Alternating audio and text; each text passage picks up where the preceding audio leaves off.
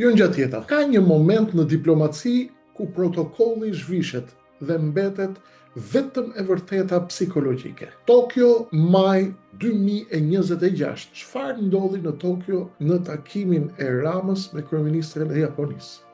Edi Rama, njeriu që ka dizajnuar një perandori të tërë estetike mbi idenë se ai është tepër i madh, tepër artist dhe tepër karizmatik për Ballkanin dhe Shqipërinë e vogël, zgjatet me ritualin e tij të preferuar me puthjen e dorës.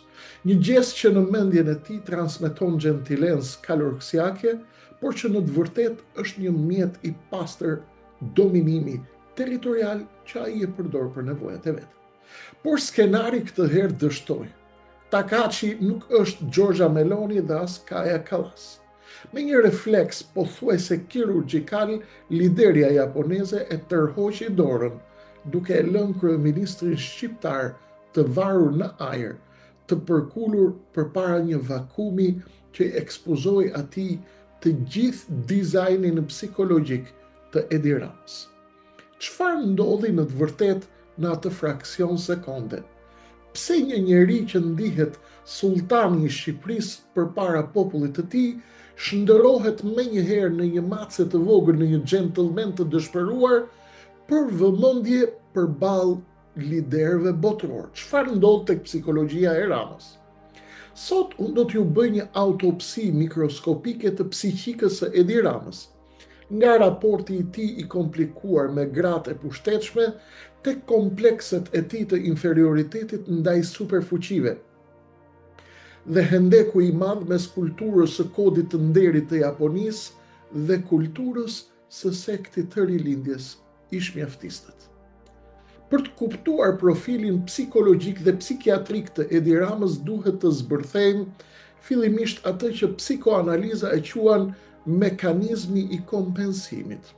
Rama operon me dy standarde ekstreme kur bëhet fjalë për gratë, dhe kjo ndarje bëhet ekskluzivisht nga një faktor i rëndësishëm që ka vetëm një emër: pushteti.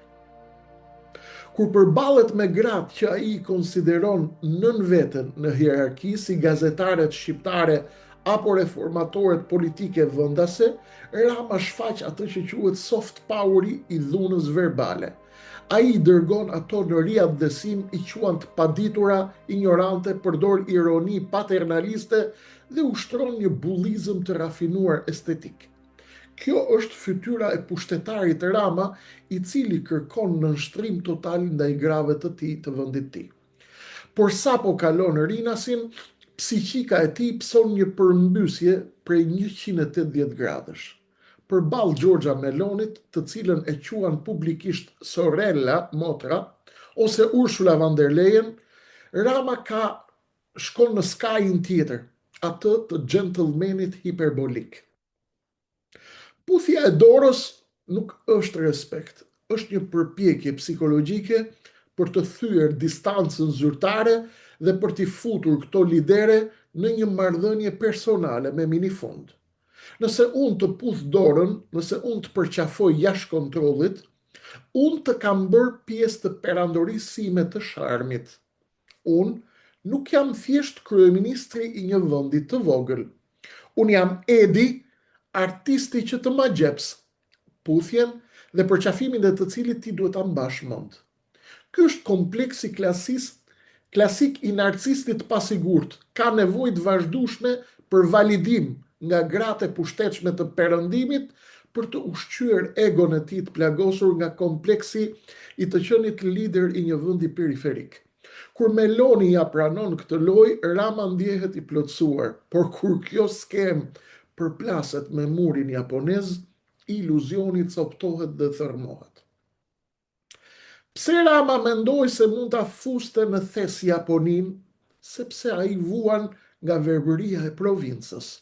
Ai besoi se arti i tij i manipulimit sipërfaqësor funksionon aq mirë në Tiranë dhe mund të aplikohet kudo. Japonia është tjetër planet gjeopolitik dhe kulturor. E jani të bëjmë një krahasim të ftohtë dhe ta shohim me qetësi këtë situatë. Nga njëra anë, kultura diplomatike japoneze ku harkimi zyrtar dhe distanca fizike janë shenja më e lartë e respektit, ku ruhet privatësia dhe nuk shfaqet egoja në publik, ku njerëzit udhëhiqen nga kodi Bushido, ku nderi matet me vepra, jo me fjalë. Nga ana tjetër, kultura e sektit të rilindjes, ku hapësira pushtohet me përqafime, kapje pas qafe, përkëdhelje, prekje fizike për të dominuar tjetrin. Çdo takim është një show, një video, një Instagram dhe një fasad, dhe ku historiku fillon nga nihilizmi i mjaftit dhe përfundon tek patentat e kokainës. Në Tokyo trupi i njeriut është i shenjtë dhe distanca është shenjtërie. Puthja e dorës së një gruaje në një ceremoni zyrtare në Japoni nuk është gjentilesë. Është një thyerje e rëndë e hapësirës personale, pothuajse një agresion mikrokulturor. Takaichi nuk e refuzoi thjesht Edi Ramën si person, ajo refuzoi të gjithë modelin që ai përfaqëson. Modelin e liderit që besoi se rregullat dhe protokollet dhe kodet mira vjeçare mund të anashkalohen me një batut apo me një palë atlete të bardha në një tapet të kuq. Aty në atë fraksion sekonde, kultura e përgjegjësisë dhe e detyrës e Japonisë goditi estetikën e zbrazjes, e zbrazët të rilindjes së Tiranës. Zbresim pak tek skutat më të errta të kësaj psiqike. Pse ky njeri është kaq i egër, kaq arrogant dhe kaq i pamëshirshëm me popullin e vet, dhe njëkohësisht kaq i dëshiruar dhe i dashuruar për të pëlqyer të tjerëve? Në psikologji, ky njihet si kompleksi i autokratit të varur. Rama e di shumë mirë se pushteti i tij brenda Shqipërisë nuk bazohet mbi një dashuri legjitime apo mbi suksese ekonomike reale. Ai bazohet mbi kontrollin, mbi frikën, mbi shtypjen e zërit kritik, mbi atë që quhet dhuna e soft powerit, bllokimi i hapësirave publike, varfrimi i qëllimshëm dhe propaganda mbytëse 24 orë 7 ditë të javës përmes të gjitha televizioneve dhe portaleve të tij, duke u sjellur me popullin sikur të ishte pronari dhe mbreti i Shqipërisë. Por sapo ky lider del jashtë kufive, ai përballet me të vërtetën e tij të hidhur. Shqipëria është një vend i vogël, pa ndonjë peshë të madhe gjeopolitike. Për të mbijetuar në skenën ndërkombëtare dhe për të blerë heshtjen e perëndimit, ndaj asaj që ai bën brenda Shqipërisë, ai duhet të jetë i dëgjuar, i dorëzuar, por edhe argëtues. Përballë Mohammed bin Zayed në Emiratet Arabe, ai nuk është sultani. Ai është një mace e vogël, menaxher i projekteve që pret investime për të ndryshuar fasadat e porteve tona këtu në Ballkan. Përballë Izraelit, Netanjahus dhe Mossadit, ai shfaq një kompleks të jashtëzakonshëm inferioriteti, duke u ofruar si streh apo si aleat pa kushte, vetëm që të ketë mbrojtjen e influencës izraelite dhe të shërbimeve izraelite në Washington. Përballë Ursula von der Leyen, ai luan rolin e nxënësit të shkëlqyer të Ballkanit, që premton integrim ndërkohë që zbraz vendin nga rinia dhe nga populli shqiptar. Ky është një dorëzim psikologjik. Ai e paguan legitimitetin e tij ndërkombëtar me nënshtrim ndaj të huajve, dhe këtë frustrim gjeopolitik e shkarkon mbikurizin e shqiptarëve sapo kthehet në atë. Ai bindet tek të huajt që të mund të sundoj i qetë sklevërit këtu në Shqipëri. Në fund të ditës, kjo sjellje e Ramës nëpër botë reflekton një të vërtetë shumë të dhimbshme. Ajo tregon se diplomacia nuk është shtetërore, është personale. Ajo nuk bazohet në institucione, në kode apo në strategji kombëtare afatgjata, por në humorin kapriçot dhe nevojat psikologjike të një njeriu të vetëm që quhet Edi Rama. Kur Edi Rama shkon në Tokyo, dhe tenton të thyej kodet e tyre të lashta, ai nuk përfaqëson Shqipërinë fisnike të kanunit apo të besës. Ai përfaqëson kulturën e improvizimit, kulturën e shkathtësisë ballkanike që kujton se mund të gënjej botën me fasad. Dhe kur bota, si në rastin e kryeministres japoneze, ja kthen puthjen mbrapsht, ajo nuk ka refuzuar vetëm Ramën.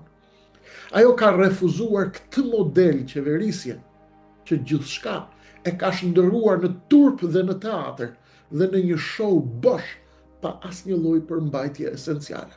Ky moment viral në Tokyo, sado i argëtues apo i sikletshëm të duket, mban brenda tij një leksion spektakolar politik për të gjithë ne. Kryeministria e Japonisë tregoi me një lëvizje të vetme dhe të thjeshtë të dorës se si vendoset kufiri përballë arrogancës shtetërore. Nuk bërtiti ajo, as përdori dhunë, as bëri skena. Thjesht i tha jo Edi Ramës përmes integritetit saj kulturor. E mbrojti hapësirën e saj, kodin e saj dhe dinjitetin e postit të lartë shtetëror që ajo e mbron me kokën lart. Dhe pyetja e vërtet që mbetet pas kësaj analize nuk është si u ndje Edi Rama. Pyetja është për ne. Sa kohë do të vazhdojmë ne, si popull, të zgjasim dorën dhe të japim pushtet një njeriu që na shtyp brenda dhe na turpëron jashtë? Kur do ta gjejmë ne atë fuqinë japoneze dhe refleksin japonez për të thënë mjaft? Është koha, vëllezër shqiptar, të kuptoni se udhëheqësi nuk është një zot gjakmarrës të cilit duhet i nënshtrohemi. As një artist që duhet ta admirojmë rrobat apo batutat, është shërbëtor publik. Nëse ai nuk tregon respekt për ju, për xhepin tuaj, për fëmijët tuaj që ikin dhe për dinjitetin tuaj kombëtar, ju keni të gjithë të drejtën legjitime, morale dhe qytetare, që t'ja tërhiqni dorën dhe t'ja ndërprisni showin në mes sharlatanit të Tiranës. Sepse Shqipëria nuk është prona private, një sekti politiko-estetik, as skena e teatrit personal të Edi Ramës. Shqipëria është e shqiptarëve dhe dinjiteti i këtij vendi fillon pikërisht atëherë kur ne të refuzojmë të jemi thjesht spektator të një shfaqje që po na kushton të tashmen, të ardhmen e fëmijëve tanë dhe të ardhmen e kompit. Kaq kisha për ju, kaq kisha për sonte, për teatrin e madh gjeopolitikës botërore dhe sharlatanin që na përfaqëson në përbot me cirkun e tij të turpshëm, i cili nëpërmjet cilit ai kërkon të bëhet interesant në përbot dhe të blej pushtet dhe jetëgjatësi këtu për të mbajtur me kamxhik sklevrit e Tiranës. Nuk do ju mbaj gjatë, kaq kisha për sonte. Të gjithë ju që donit na bashkoheni në përpjekjet tona për t'i thënë jo të cirkut të Edi Ramës, te komenti i parë i pinuar poshtë keni linkun ku mund na bashkoheni dhe të vazhdojmë betejën tonë. Nuk do të largohemi nga Shqipëria kur. Do ta çojmë këtë betejë deri në fund dhe ne do të triumfojmë. Natë e mirë për sonte.